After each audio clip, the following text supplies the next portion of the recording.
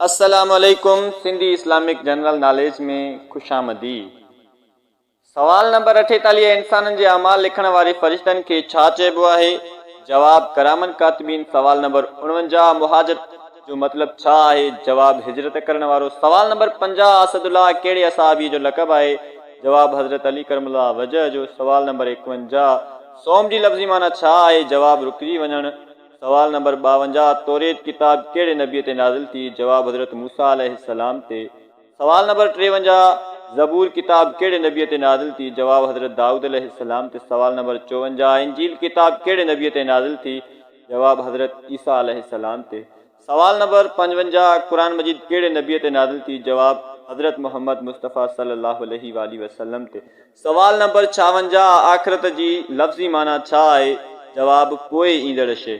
सवाल नंबर 57, अल्लाह ताला इंसान खे छा लाइ पैदा कयो? जवाब आज़माइश लाइ। सवाल नंबर 58, जिन्नात खां छा वरितो वेंदो? जवाब हिसाब। सवाल नंबर 59, अल्लाह ताला इंसाननि जी हिदायत लाइ केतिरा नबी मोकिलिया? जवाब तक़रीबन 1,24,000। अहिड़ी इंफॉर्मेटिव वीडियोज़ जे लाइ सब्सक्राइब कंदा असांजे यूट्यूब चैनल खे ऐं बेल आइकन खे क्लिक करणु न विसारींदा। शुक्रिया।